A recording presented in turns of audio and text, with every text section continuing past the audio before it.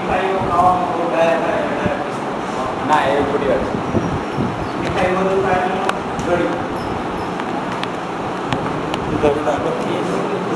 શબ્દ ચેન્જ કરો. ઇન્સ્યુલિન પ્રમાણ ઘટે અથવા ઓછું એ તો ગામડાની ભાષામાં તો બંધ થઈ જાય તો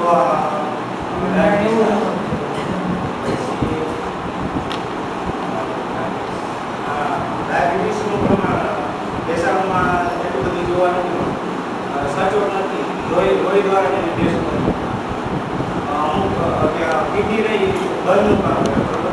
એટલે એમાં અમુકનું દારૂ ઊંચું હોય એટલે એમાં સાકરનું પ્રમાણ ઓછું હોય, અમુકનું નીચું હોય તો ડાયાબિટીસ ન હોય છતાં સાકરનું પ્રમાણ આવતું તો બની શકે. એટલે લોહી દ્વારા ટેસ્ટ કરો.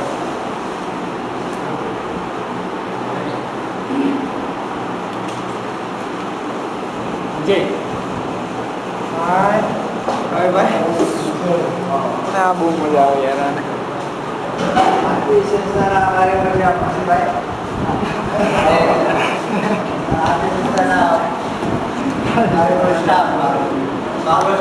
બરાબર છે. ચાલુ રાખ.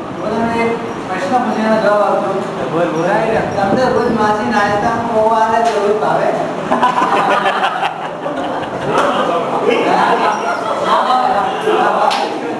હવે આપણે ડાયાબિટીસ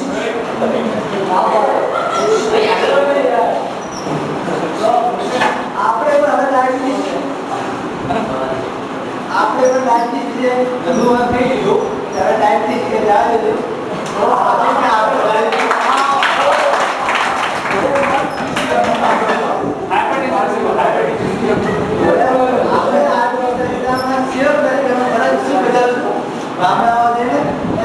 માહિતી આપીશ તો આપ જગ્યાએ શાંતિથી બેસે અને સાંભળજો.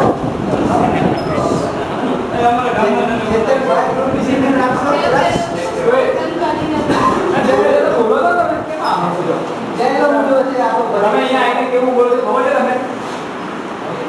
પેલા બોલી શકશે બધા એને ઉભો કરો. શું બોલે તમે ખબર? તમે જોઈ લે ખોટું બોલે છે. જે વખતે ભૂલી ના થાય તો તમે કરો.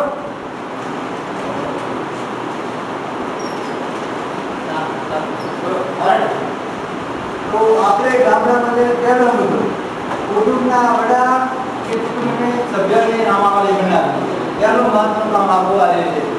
એટલે અહીંથી આપણી સરકાર દ્વારા આપણને ફોર્મ આપવામાં આવશે. તેમાં નામમાં ગામડાના વ્યક્તિ અને કુટુંબના વડાઓની નામાવલી લેવાની છે. તેમાં પહેલું વ્યક્તિને હાઈ બ્લડ પ્રેશર એટલે કે લોહીનું દબાણ આપવાનું છે. 18 ઉપરના ઉંમરના વ્યક્તિઓને તેનું લોહીનું દબાણ આપવાનું છે. જો એમાં વ્યક્તિનું ઉંમર 180 થી 130 થી વધુ આવે તો તે વ્યક્તિને આપણે ફરી અઠવાડિયે માપવાનું છે. અને જો હાઈ બ્લડ પ્રેશર વધુ આવી જાય તો એની થોડી ટ્રીટમેન્ટ આપવાની છે. જે આપણે આપણી સંસ્થા દ્વારા તાલીમ આપવામાં આવે એમાં ઘણું બધું શીખવાડવામાં આવે છે. આ મહિનાથી તેના વિશે તાલીમ આપવાની છે. અને એમાં જો હાઈ બ્લડ પ્રેશર વધી જાય તો એ વ્યક્તિને જે આયોડિન મીઠું એને ઓછું પ્રમાણમાં આપવાનું છે. અને જો ઘટી હોય બીજી તો એ વ્યક્તિને શાકભાજી બેસાડવા ખોરાક અને પાણી પેલી વડે આપવું, શુદ્ધ પાણી આપવું. પછી ત્રીજો મુદ્દો તો આપણો ત્રીજો નામાવલીમાં વ્યક્તિની અંદર લોહી તપાસણી ટેસ્ટિંગ